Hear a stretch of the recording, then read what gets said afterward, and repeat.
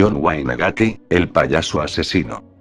Si ha existido un verdadero payaso asesino a través de la historia, ese es John Wayne Gacy, un carismático y contradictorio norteamericano que nació el 17 de marzo de 1942, en los suburbios de la ciudad de Chicago, en una familia de inmigrantes europeos que se habían establecido en la cuidad debido a la gran cantidad de trabajo que ofrecían las industrias que abundaban en sus alrededores.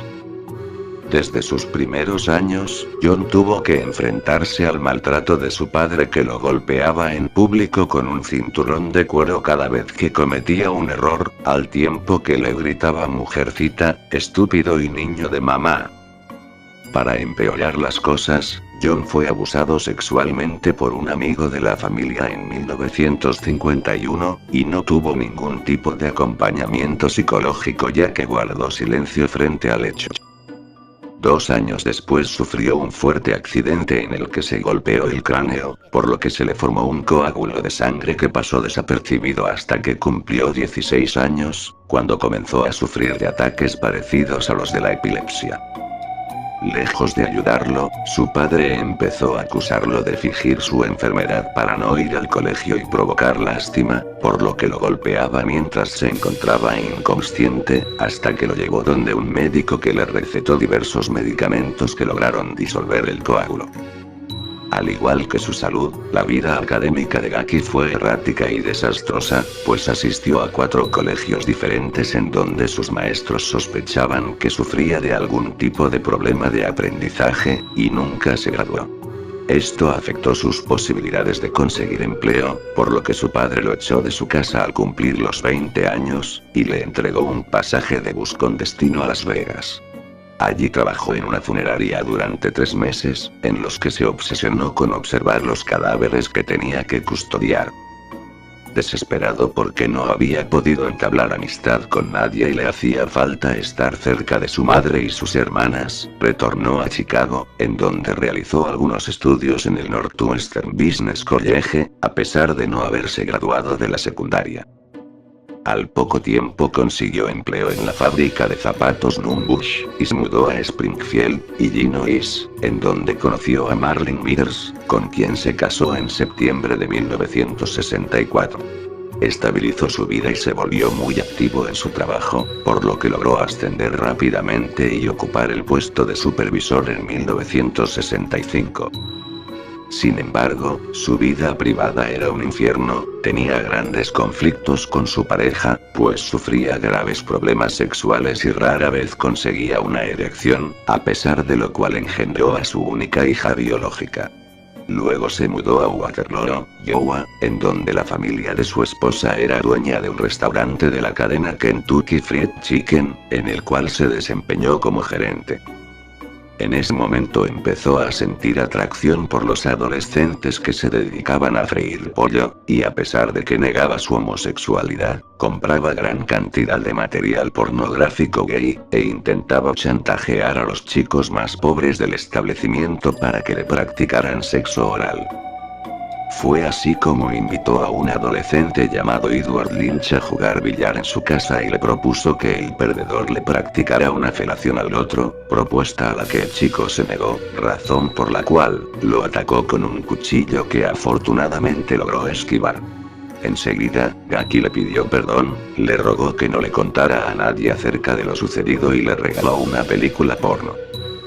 Este tipo de ataques muestran el patrón criminal que construiría con el tiempo, pues sus víctimas siempre fueron adolescentes a los que llevaba engañados hasta su casa para cumplir sus fantasías. Jóvenes como Don Alvarez de 15 años, a quien invitó a su casa para ver películas pornográficas, luego de lo cual le ofreció dinero para que lo masturbara, acción que el chico realizó en varias oportunidades. Durante este tiempo, Gacy descubrió que tenía una gran capacidad de persuasión, y los miembros más prestigiosos de la comunidad lo consideraban un ciudadano modelo, por lo que se inscribió en la Cámara de Comercio, presentándose como candidato a la presidencia de la entidad, algo que, a la postre, sería su perdición. Por una increíble casualidad, uno de los miembros de la junta de la cámara era el padre de Donald Borges, quien le preguntó a su hijo qué pensaba de Gatti, a lo que este respondió contándole lo sucedido en su casa. John fue denunciado ante la policía, y expulsado de la agremiación que lo declaró persona no grata en el pueblo. De repente, la vida de Gatti se derrumbaba. Fue conducido a la cárcel luego de ser condenado a 10 años por abuso de menores, su esposa lo abandonó y sus suegros le quitaron su trabajo, anunciándole que nunca más lo ayudarían. Pero en poco tiempo logró adaptarse a su vida como prisionero, ocupó el puesto de cocinero y persuadió a los demás presos para que lo nombraran su representante. Fue durante esta época que mejoró sus habilidades sociales al convertirse en uno de los jefes de la prisión, sin necesidad de recurrir a la fuerza física o la violencia. Luego de pasados 16 meses tras las rejas, su padre falleció, suceso que aprovechó para solicitarle a la corte que le otorgara el beneficio de libertad provisional, lo que le fue concedido por su buen comportamiento. Gatti regresó a casa de su madre en donde fundó su propia empresa dedicada a la construcción llamada PDM Contracting, pintura, decoración y mantenimiento. En 1971 compró una casa en un sector conocido como West Sumerdale Avenue, considerado uno de los vecindarios más seguros de Chicago. Allí se reencontró con Carol Croft, una antigua compañera del colegio que había tenido 2 hijas producto de un matrimonio difícil, con la que se fue a vivir, aparentando ser un esposo caritativo y bondadoso.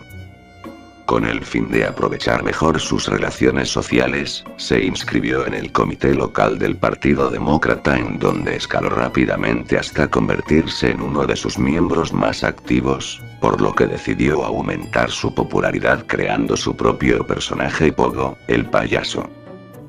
La estética de Pogo resultaba bastante extraña, pues no era parecida a las imágenes de payasos de la época, que evitaban maquillarse exageradamente la boca y colocarse gorros que les cubriera toda la frente. Igualmente, Gatti se pintaba de azul el contorno de los ojos y utilizaba un traje blanco con líneas rojas y un sombrero que estaba coronado por 3 esferas de terciopelo. Debido a su expresividad, Pogo se volvió famoso en los hospitales infantiles de la ciudad, a los que llegaba sonriente, regalando globos de colores y pequeños muñecos de peluche que compraba con su propio dinero. Como su empresa era próspera y se estaba enriqueciendo, empezó a organizar asados en su jardín que llegaron a congregar a más de 300 personas, que regresaban a sus hogares con la panza repleta y las narices impregnadas con los malos olores que expelía su casa. Sin embargo, el olor era lo de menos, pues su esposa empezó a darse cuenta de que coleccionaba una gran cantidad de revistas y vídeos pornográficos, así como docenas de juguetes sadomasoquistas a pesar de que nunca tenían sexo, los cuales guardaba en el mismo lugar en donde almacenaba el disfraz de Pogo.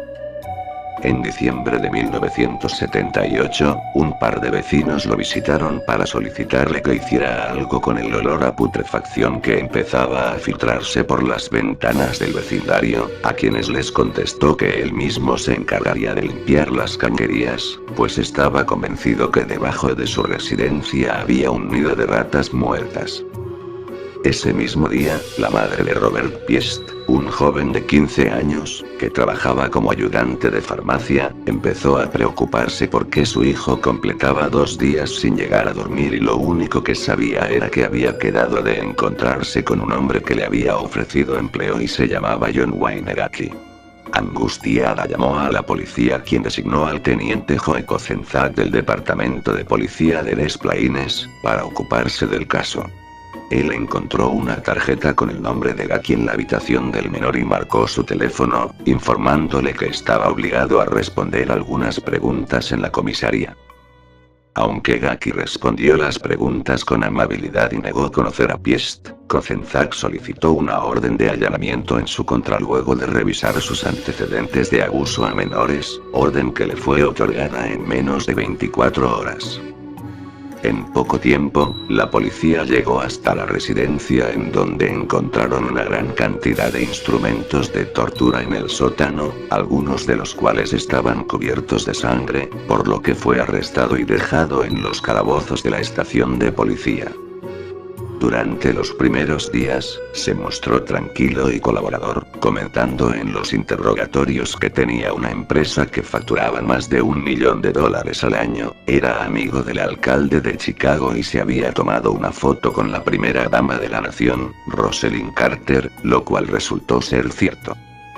Al no encontrar evidencia en su contra lo dejaron libre y le asignaron 2 policías para que lo vigilaran permanentemente, con los que intentó establecer una relación de amistad para manipularlos, lo que constituiría su peor error. Una tarde invitó a los agentes a comer en su casa, quienes aceptaron gustosos hasta que uno de ellos sintió un olor nauseabundo y logró identificarlo gracias a que había estado en la guerra, en donde había tenido que transportar los cadáveres de los soldados que fallecían en el frente. De inmediato, Joe Kozenczak dio la orden de que revisaran el sótano, en donde hallaron una trampilla que abrieron y encontraron que el fondo estaba completamente inundado por un agua de color blanco y que expedía un olor penetrante. En cuestión de minutos consiguieron una motobomba con la que drenaron el líquido y descubrieron una de las escenas más horrendas de la historia. Acostados y puestos boca arriba, había media docena de cadáveres en diferentes estados de descomposición, ante lo que Gaki susurró: se acerca el final, maté a más de 30 personas. Pero este macabro descubrimiento sería solo el principio, pues a partir de ese momento iniciaría uno de los juicios más importantes de la historia de los Estados Unidos, en el que se descubriría la forma en que Pogo ultimó a sus víctimas y algunos rasgos de su personalidad que todavía siguen asombrando a los psicólogos. El juicio comenzó el 6 de febrero de 1980. Gaki tomó una actitud de calma y silencio, a pesar de los ataques de la fiscalía que lo presentaba como un monstruo, mientras su abogado defensor trataba de argumentar que estaba loco, por lo que fue sometido a un examen psiquiátrico que dictaminó que no mostraba remordimientos, tenía una gran capacidad para mentir y estaba legalmente sano. Al tiempo que el tribunal analizaba las pruebas, la policía destrozó una loza de cemento que había instalado en el garaje. Así fueron hallados los cuerpos de 3 jóvenes completamente descompuestos. Sin embargo, la prueba más contundente se dio cuando Jeff Rignall, un joven que había sido secuestrado por Pogo el 21 de marzo de 1978, se presentó ante la sala y contó las torturas a las que lo había sometido. Esta declaración nos permite conocer la mecánica criminal de Gaki, quien lo contactó en la calle y le ofreció marihuana para que se subiera a su carro, luego de lo cual le cubrió la cara con un pañuelo empapado de cloroformo para dejarlo inconsciente, y luego lo condujo al sótano de su casa, en donde lo desnudó y lo amarró con unas cadenas que había asegurado a la pared.